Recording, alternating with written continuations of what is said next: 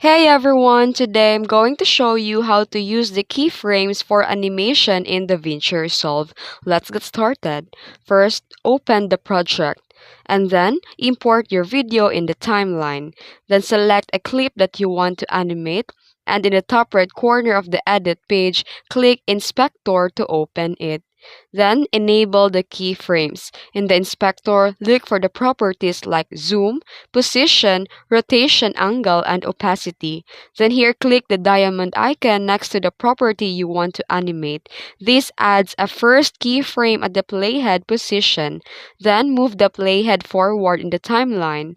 Then adjust the property. Change the value of the property like zoom in, move left or right, and there's a new keyframe is automatically added at this point.